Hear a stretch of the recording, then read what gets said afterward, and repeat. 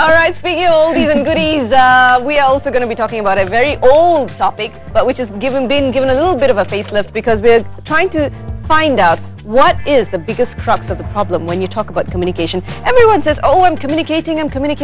He's not listening to me, but I am trying to talk to him. He's just hearing, not listening. There is that little thing. Oh, there you go. So let's find out more details on how can you become a better communicator. How can you communicate better? It could be with anybody. It could be with your little siblings, or it also could be with your peers at the workplace. So let's welcome our professor in the studios. We've got Professor Dr. Rozieta Shaary, motivator. Yes. We don't need to introduce you, Prof. Familiar face. Very familiar. Good morning. Good morning, and Zamir. Good morning, and good morning all the viewers over there. Thank you, Prof. Right, Prof. Okay, let's start with the definition of internal communication. What does it mean? When we try to communicate to a person, does that person really hear us, or are we just hearing ourselves talk? The thing is this: internal communication is what's going inside. What's the communication inside of us? And the thing is, do we actually hear the person saying, or do we actually hear us talking? Us. It is us. So the thing is, have you ever heard this? But that's not what I mean. Yeah. Because the thing is that once the event or the words goes into a person, what happens is that it goes through a filter. And this filter consists of made of our experience, our gender, our belief, our personality. It is that's why we call filter, and it filter in because information comes so much, and then it filter in, and when it filter in, it form a certain representation of what is said. And to make it easy, I say the word map here. It caused the map. That causes us to think and feel due to what the map is, and cause us to create the meaning of that. So what happens is that we might think that we hear that person everything, or maybe we've been in a certain event and we thought that it is everything, that we understand everything. But the thing is that when it comes into us, it goes into the filter, and we hear and we think, and we feel according to the map that we have made. So we perceive it differently. Yeah. So two people can be hearing. Zamil and I can see an event and actually have our own evaluations of it, but totally different. Yes, that's it. Because that's why we have incidences, and in fact, more than two people being in the same situation, same event. They come to us, they come back to and telling about this different thing, because they have different filters inside, and they form a different representation what happened, a different map. But it's not a problem when that happens, right? When two people have different interpretations. It is not a problem when you know that whatever that you think is happening is not the entire thing. As long as you have this humility to realize that there are other perspectives as well. So when you have that understanding, the humbleness to actually see from the point of view of another person, then communication is okay. Otherwise, we have this fighting happen. For example, if I were to take this, now, what do you see? If I were to say this is my computer, and what do you see? Tell me, what do you see? You mean our interpretation of you holding a computer? What do you see now? That's a really nice computer. What's the color? Orange. But I'm saying it is not orange. I'm saying it is metallic. Because what I'm seeing is here. Yes. Right. So sometimes two people, most of the time actually, two people communicate with each other, talking about one thing, talking about subject, but actually they are not talking about the same thing, because they are talking about what is in the map. So sad to say that the news that we hear just now that caused the argument, this is also because of the map. The problems. Yes, the problem. All right. Now, when we talk about the map, maybe you can explain a little bit more in detail, Prof. When we say about the map and the meaning of the map and everything, there always is a possibility where when people we talk to each other, but we tend to always judge the other person. We have a habit of judging a person without even knowing the whole story. So Zamil could start a topic with me and say, hey, you know what? I did this, and then before he could finish it, you know, I would probably have interpreted a story in my mind. And why does that? Why do we do that? You said you tend to trigger the words, the behavior of the person, right? Yeah. You tend to create a meaning about what the person is saying. In your mind, you are doing that. The thing is, what Anne was saying just now, what happened? Can you repeat that question again? No problem. No worries. I know you're already going. Your mind is already working. That's right. That's I want to get you right. There you go. Now, what I was mentioning was, I mean, Zamil could say something to me and we could start a conversation, but I would eventually, without him finishing the conversation, I would have judged him and the topic that he's telling me about in a different perspective altogether. So when you judge a person, just outright judge a person without knowing the actual story, people tend to do that sometimes. Even at workplaces, the boss, even if an employer goes up and talks to the boss and says, oh, you know, this is my problem, before the employee could finish the topic, the employer is already going like, okay, stop, I know where you're getting at. Yes. You know, so people like this, they tend to do this. Now, what is this? Why does this happen, and what can we do to stop that? Why does this happen? Because we have not actually been taught how to listen properly. Listen supportively. Maybe that's where we need to hit the nail. Yes, the thing is that most of the time we don't listen supportively, listen, and because of that we miss things that were said. At the same time, we also need to know, we also have our filters. When the words are said to us, it might trigger a certain thing. Have you heard of situation whereby you're talking, you know, just happily with someone, and then suddenly you say something, maybe you don't even realize you say something, and that person starts to yell at you and be angry. Sounds like my brother. Or your boss. Oh, my brother. Yeah, the thing is that words trigger an emotion, cause that person to be very angry, and maybe it has created a certain meaning before, and that meaning, that is the one has not been resourceful for him. So the moment he hurts that is the one that triggered that. You know, when it goes into our filter, through our filter, it causes us to think and feel, and the thinking and feel causes us to create certain meaning. And this doesn't happen sequentially like that. It's happened all at the same time, and that bring out our doing and our saying. So what happened? The internal communication inside, what is in the internal communication determine what is given outside. So when a person is saying, you know, when the map is not resourceful and the meaning is not resourceful, causing the thinking and feeling to be, and then what happened is that the action that will be bring forward will be an action that is not resourceful. Now, I know, Prof, you shared with us some of these maps, and it's like, when I looked at it, it looked like a mind mapping theory. It was fantastic. When you talk about, for the layman, for instance, I mean, communication, as we mentioned earlier, everyone's communicating, all right? How can you effectively communicate by making sure that you get your point across without, as they say, in other words, beating around the bush? I think that's the one thing that we need to learn. It can happen between parents, it can happen between siblings, it can happen between the workplace peers, you know, anyone and everyone, even to a little child. How do we now make sure that we say exactly what we want to say that's up here, through here, to be given there? What you are saying is that you want me to tell you what happened in the communication. What happened is that you want us, how is it that we're going to understand the person properly? That's right. Okay, that's what you do. There you go. Okay, but that's very interesting. most of the time, Prof, when one person saying something, the other person just instantly judge. You know, they just judge. Yeah, the word judges now. That one I did not elaborate.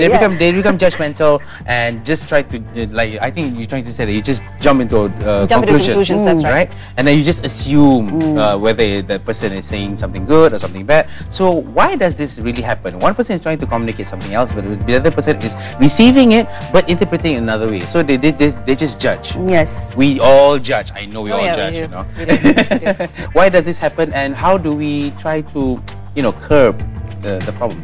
The thing is that we know that it is not good to judge. At the same time, as what you said, Zamil, just now, is that most of us judge, right? The thing, because what happened is when the information goes into us, it goes into the as I said, the filter that causes us to feel and represent it in a certain way. Meaning to say, we have not dug into ourselves to understand and to really live with this understanding that to see things from many perspectives. So when we are able to see things from many perspectives, that's when wisdom happens. Have you seen that wise people, they don't really jump to conclusions so fast? They are more calm. Like the monk.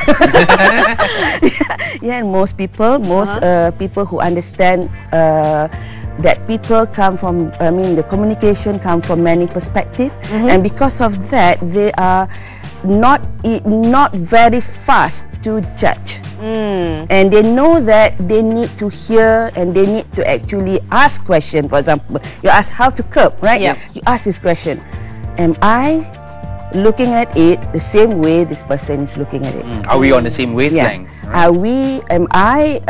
If this meaning that I put towards his communication, is it resourceful for him and is it resourceful for me?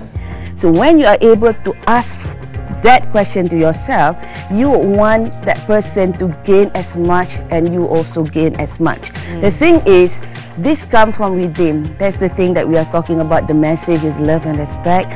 When you have love, it comes from the heart, and you have respect from the heart, from your beingness. That is, when whatever that you do, whatever communication that is going to come out, whatever is happening, you look for the good thing in it. You look for, oh, the thing is that perhaps he does not understand. For example, like if somebody cut queues, right? Driving, and suddenly you are, it is a traffic jam some more, and somebody just cut queues, and you. If the meaning that you have put, somebody cut queues, meaning to say this person is selfish, so you will be going to honk and something like that and cause more chaos. But if you shift your meaning, say, oh, perhaps this person, he took the wrong lane. And he has to go into the lane. He made a mistake. Make a mistake. And suddenly you feel compassion toward that person, and suddenly you feel, okay, it's okay, let's give him, let's allow him. That's a tall order. That's a tall order. I'm sorry. I am also nurturing myself. Not many of us can do that. Like, look at this guy cut across and go like, okay, he's in the wrong lane. And just try to sympathize. We just sympathize. Very difficult. Tall order. Not many human beings can do this. And if you can do this, Malaysia, yes, your blood pressure will be low. Kudos. Exactly. Bless your cotton socks, as I always Don't say. assume. Very interesting. Now let's talk about going back to the map and the meaning that you were saying. And of course, Prof. internal communication. That's right. When we talk about the meaning from particular words that we pass across to a person, maybe you can explain to us what exactly do you mean by resourceful meaning? How does that come across? Resourceful meaning is that, for example, just now, that's a resourceful meaning. That person might need to take that lane because maybe he is late. Like Mushida was, and when I was driving with Mushida inside, and that happened, and I was, and then Mushida said, never mind, maybe she want to go to the toilet. Prof, you're being very nice. Now we have a caller online, someone we haven't heard from for a long time. Hi, good morning, Tuan Haji. You remember me, eh? Yes, of course. I'm glad you remember me. Lama tak jumpa. Yeah. How are you doing, Tuan Haji? I'd just like to add a few words. Sure. To what I think the Professor is talking about. I agree with her to a certain extent, but I think the most important thing is, I think, the ego in us. Because if you're a boss and employee talks to you, you think that you know better than the employee. So halfway through, you say, shut up, I know what I'm doing, I know the best, I have an overview of the whole thing, so you need to listen. And the same thing in politics. Whenever you talk to a young woman or a son, they feel that they know better. And they want to feel that they know better than you. Yes. Not that you are better than them. Maybe you are a professor and you talk to somebody who is only a school teacher. Yes. Right. But he feels that he must be the one to decide everything. In control. So that's where I think the internal communication problem between human beings now, no? So every when, for example, you are walking and then that small kid say something to you, and then you say, oh, this young kid, what does he know? I can't get him so long already. No doubt you know that he's right, that's ego. I think to me, I think the thing is so much ego in that. The man or the woman or the kid or the bosses or whatever it is. Thank you very much. Well, thank you, Tuan Haji. Thank you so much for joining us, and it's good to hear from you again. We do hope that you'd give us a call every day. It would be nice. And lovely thoughts. Indeed, it's true. You know, we tend to have this habit of, in fact, I think it's a human nature. We think we know better than the other person. And probably that is, would you say, in your opinion, Prof, would that be the one of the integral contributors of you know, a misunderstanding? The fact that we think we know better than the other person. That is the manifestation of the understanding of the message is love and respect. See, that's a that's the thing, because it's true. We have ego, and ego is not all bad. Whatever that our Creator create for us, there must be something good in it. The only thing is that was not resourceful, so we need to learn. That's why you said this now, and it is very profound. It is a tall order. The thing is this: if we are a leader, and it is with power come responsibility. Uncle Ben says in Spider-Man. Okay. So this is a fan of Spider-Man. With power come responsibility. The thing is, we need to set that example. And not everybody, everybody is a leader, but not everybody can be this wonderful, great leader. And if everybody can inculcate in themselves that with love and respect. With love and respect is that you can bring down your ego a little bit. And the more you have love and respect within yourself, you'll be able to bring it down. That's why we can see great example of leaders in the past leaders, and even now, we can see this. It is not something that cannot be done. That's true. That's true. And one thing about leader, there are many types of leaders. Some leaders are just positional leaders. Means to say, as long as they have that position, then they will be respected. You know why? Because when they become leader, they do not actually really show themselves as great leader and really lead and nurture. And because of that, after they come out and do not take that post anymore, nobody respects them. There you go. Well, wise words, Prof. Very well said indeed. Love and respect conquers all. In the words of Robert M. Hutchins, as we say, a world community can exist only with world communication, which means something more than extensive shortwave facilities scattered about the globe. It means common understanding, a common tradition, common ideas, and common ideals.